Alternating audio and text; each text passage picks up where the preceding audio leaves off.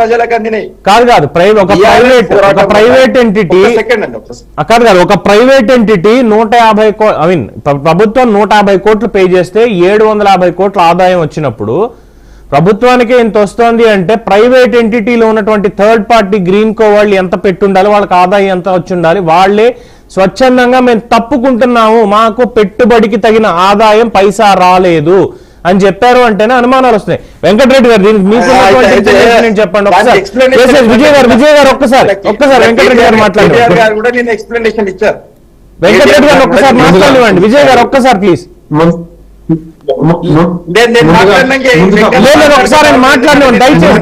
ప్రతి ఒక్కరికి టైం ఇస్తున్నా ఒకసారి ఆయన మాట్లాడివ్వండి. ముందు వెంకటరెడ్డి గారు. ముందుగా మీకు అలాగే బిఆర్కే న్యూస్ ప్రేక్షకులకి ప్యానల్ మిత్రులకు నమస్కారం. ఇప్పుడు ఈ కార్స్ రేస్ అనేది హైదరాబాద్ బ్రాండ్ ఇమేజ్ పెంచడానికి పోయి హైదరాబాద్ బ్రాండ్ ఇమేజ్ ని డ్యామేజ్ చేయడానికి పూనుకున్నట్టు కనపడతా ఉంది ఇక్కడ కేటీఆర్ గారు. ఎందుకంటే ఆయనకి ఎక్సర్సైజ్ లేకుండా ఏదో చేయాలి, ఏదో తీసుకురావాలి, మరి ఏదో స్వలాభం కోసం స్వార్థ ప్రయోజనాలకు చేసినట్టుగా కనపడతా ఉంది ఇక్కడ ముఖ్యంగా చెప్పాలంటే హైదరాబాద్ బ్రాండ్ ఇమేజ్ ఎలాగూ ఉంది. ఎయిర్ కార్స్ లేకపోతే ఫార్ములా రేస్ కార్స్ తీసుకొస్తేనే బ్రాండ్ ఇమేజ్ పెరుగుతుందని ఆయన అనుకుంటే అది తప్పు. ఎందుకంటే హైదరాబాద్ బ్రాండ్ ఇమేజ్ ఇప్పటి కాదు, ముందు నుంచి కూడా అందరికీ తెలుసు. ప్రపంచంలో ఇది ఒక హైదరాబాద్ పేరు చెప్తేనే చాలా మంది గుర్తుపడతారు. రెండోది ఈ కార్స్ వేలం ఈ అనుమతి విషయంలో 54,88,87,000 రూపాయలు ఏ విధంగా ట్రాన్స్ఫర్ చేసిర్రు, ఆర్బీఐ అనుమతి లేకుండా, ఆర్థిక శాఖ అనుమతి లేకుండా, కేబినెట్ నోట్ లేకుండా, కేబినెట్ మీటింగ్ లేకుండా, సీఎం అప్పుడు ఉన్న కేసీఆర్ వారి అనుమతి లేకుండా ఏ విధంగా వెంకటరెడ్డి గారు అడ్వాన్స్ తప్పుగా అనుకోకండి. కంపెనీకి కాదు మీరు ఇంత అమాయకంగా ఎలాగ సార్ మీరు రాజకీయాలు ఎంగి చేసేది ఇంత అమాయకంగా మాట్లాడితే ఎలాగ? మీరు చీఫ్ మినిస్టర్ కేసీఆర్ గారు, ఆర్థిక శాఖ మంత్రి హరీష్ రావు గారు, మున్సిపల్ మినిస్టర్ కేటీఆర్, ఎవరు పర్మిషన్స్ ఇవ్వాలి, ఎవరి గురించి రావాలి మీకు? తెలంగాణలో బీజేపీ ఇంకా పూర్తిగా ఎరగకపోవడానికి ఇలాంటి అమాయకత్వమే కారణం. ఇదంతా కుటుంబ ప్రభుత్వం, ఇదంతా ప్రజల ప్రభుత్వం కాదు, ప్రజా ప్రభుత్వం కాదు, ఇదంతా కుటుంబ ప్రభుత్వం. వాళ్ళే అందుకే కదా ఇదే అహంకారంతో ఈ 55 కోట్ల రూపాయలు విదేశీ కరెన్సీ రూపంలో ఆర్బీఐ అనుమతి లేకుండా పంపించారంటే ఎంత ధైర్యం ఉంటే పంపించాలి చెప్పండి. మీకే మినిస్టర్ గా ఆయన రెస్పాన్సిబుల్ మినిస్టర్, ఆయన ఒక సెక్రటరీ కాదు, లేకపోతే ప్రభుత్వ ఉద్యోగం కాదు. అక్కడ బీయింగ్ ఏ మినిస్టర్ గా ఉండి ఆ టైంలో అలా నేను చెప్తేనే చేయాలి అని చెప్పేసి అరవింద్ కుమార్ గారికి పంపించాడని చెప్పి సైన్ చేసిందంటే ఎవరి ప్రమేయం లేకుండా ఈ డబ్బు ఆయనదా, ఆయన సొంత ఆస్తియా, లేకపోతే వాళ్ళ ఆయన సంపాదించిన డబ్బులా? ఇదంతా కూడా ప్రజల ఆస్తులు. ఎట్టి పరిస్థితుల్లో దానికి ట్రాన్స్పరెన్సీ ఉండాల్సిన అవసరం ఉంది. మినిస్టర్ గా కేబినెట్ అప్రూవల్ తీసుకోవాల్సిన అవసరం ఉంది.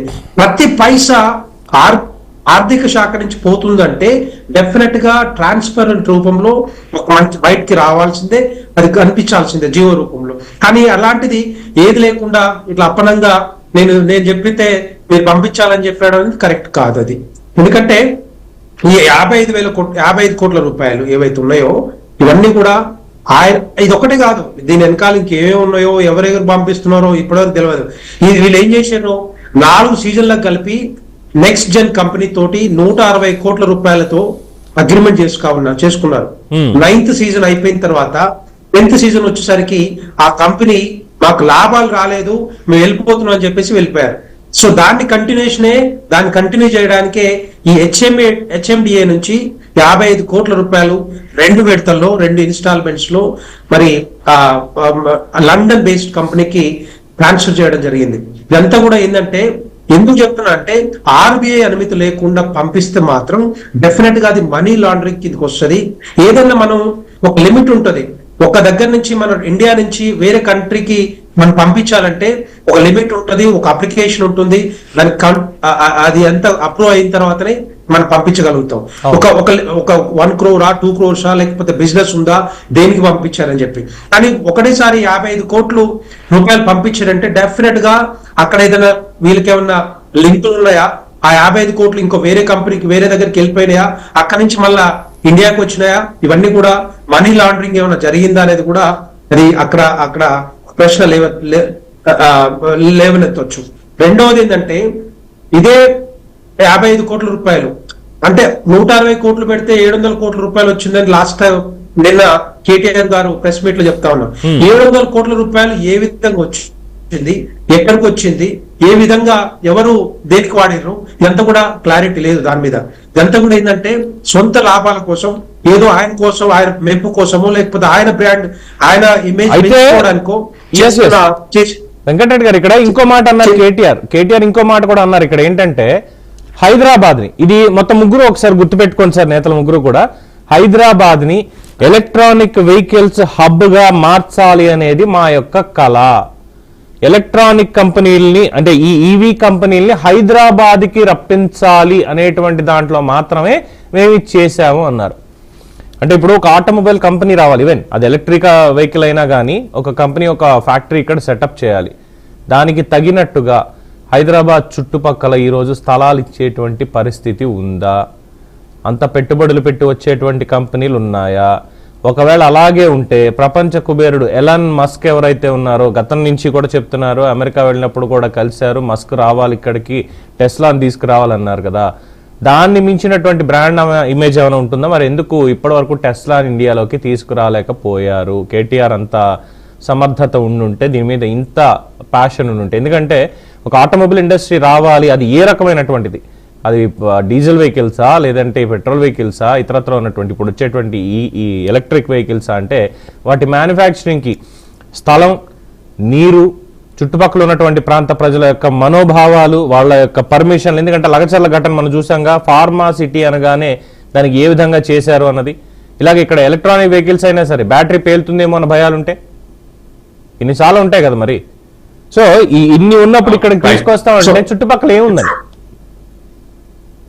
అదే అంటే బేసిక్ గా ఇప్పుడు కేటీఆర్ చెప్తేనే వెహికల్ ఆటోమొబైల్ ఇండస్ట్రీ వస్తుంది, ఇక్కడ కార్స్ అన్ని కూడా కన్వర్ట్ అవుతాయంటే కరెక్ట్ కాదు అది. ఎందుకంటే భారతదేశం అంతా కూడా, భారతదేశమే కాదు ప్రపంచం మొత్తం కూడా టోటల్ గా ఇప్పుడు ట్రాన్సిషన్ మోడ్ లో ఉంది. ఇది డీజిల్ వెహికల్స్ కానీ పెట్రోల్ వెహికల్స్ కానీ కంప్లీట్ గా ఈ వెహికల్స్ లా కన్వర్ట్ చేస్తా ఉన్నారు. ప్రతి కంపెనీ కూడా ఇప్పుడు అదే ట్రాన్సిషన్ మోడ్ లో ఉన్నాయి, కన్వర్ట్ చేస్తా ఉన్నాయి. సో కేటీఆర్ నేనేదో చేస్తున్నా, నేను ఫార్మల్ రైజ్ చేయగానే మొత్తం టోటల్ గా హైదరాబాద్ కి ఆటోమొబైల్ ఇండస్ట్రీస్ ఈ వెహికల్స్ వస్తాయని చెప్తే అది కరెక్ట్ కాదు. ఆయన ఆలోచనలు డిఫరెంట్ ఉండొచ్చేమో, లేకపోతే వెనకాల ఏమైనా స్వార్థ ప్రయోజనాలు ఉండొచ్చేమో, కానీ ఇది మాత్రము డెఫినెట్ గా ఆయన కోసం, బ్రాండ్ హైదరాబాద్ కోసం కాదు, వేరే రకంగా ఆలోచనలు ఉండవచ్చు.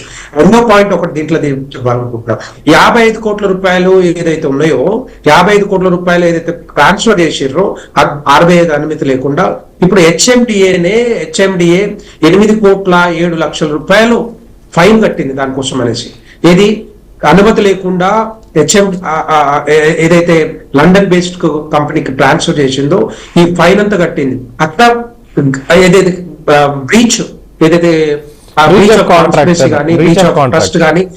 ట్రస్ట్ గానీ లేనప్పుడు ఈ ఫైన్ ఎందుకు కట్టారు, ఫైన్ ఎందుకు కట్టాల్సి వచ్చింది, ఇవన్నీ కూడా ప్రశ్నలు ఉన్నాయి. కాబట్టి దాంట్లో లూప్ హోల్స్ ఉన్నాయి కాబట్టి డెఫినెట్ గా ఆయన మీద నాన్ బెయిలబుల్ కేసులు పెట్టారు. సో డెఫినెట్ గా ఏసీబీ ఇంకా కొంత లోతుగా దర్యాప్తు చేసి బయటికి తీసుకొస్తే మాత్రం డెఫినెట్ గా ఇష్యూ ఉంటుంది.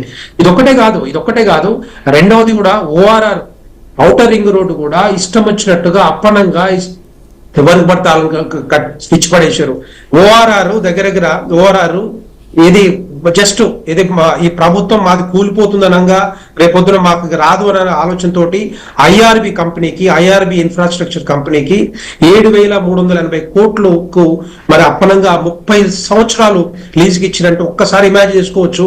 దాని మీద వచ్చేది 1,00,000 కోట్ల రూపాయలు, 1,00,000 కోట్ల పైన రూపాయలు 30 సంవత్సరాలుగా మనకి రావాల్సిన ఆదాయము 7,380 కోట్లకి ఇచ్చారంటే ఏ విధంగా, ఏ అహంకారంతో, ఏ ఫ్యామిలీ రాజకీయంతో వాళ్ళు ఏ ఆలోచనతో ఇచ్చిర్రో ఒక్కసారి మీరు ఆలోచించవచ్చు.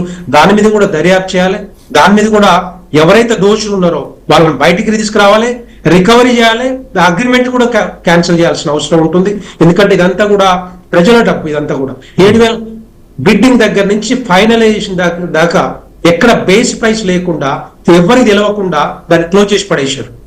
Okay. ఇమాజిన్ చేసుకోండి ఒక్కసారి ఏ విధంగా ఇట్లాంటి లేదు, సందర్భాలు ఇక్కడ overall గా వీళ్ళు చెప్తే Yes, yes, కొంతమంది వెంకటరెడ్డి గారు. ఇచ్చిర్రో, ఇవన్నీ ఇదంతా మీద క్లారిటీ రావాలి, లోతుగా దర్యాప్తు చేయాలి, చిత్తశుద్ధితోటి కాంగ్రెస్ ప్రభుత్వం రేవంత్ రెడ్డి గారు వీటి మీద సీరియస్ గా తీసుకొని తీసుకున్నారు కాబట్టి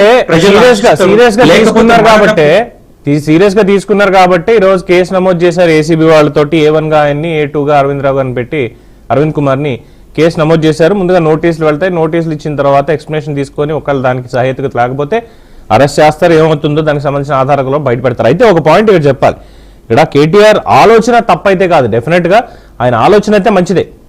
ఈ ఫార్ములా ఈ రేస్ నిర్వహణ కాదు, ఎలక్ట్రానిక్ వెహికల్స్ హబ్ గా హైదరాబాద్ కానీ లేదంటే తెలంగాణలో ఇటువంటి కంపెనీలు రావడం అనేది కానీ నిజంగా మంచి విషయమే, తప్పలేదు అందులో. కానీ ఏదైతే ప్రొసీజరల్ ఫాల్ట్స్ ఉన్నాయో అది ఇందాక మీరన్నట్టుగా కావచ్చు లేదంటే శివకుమార్ గారు చెప్పినట్టు కావచ్చు, ఏకపక్ష నిర్ణయాలు అన్నటువంటి దాని మీద ప్రధానంగా ఇక్కడ ఆరోపణలు అయితే వస్తున్నాయి. సో దీనికి సంబంధించి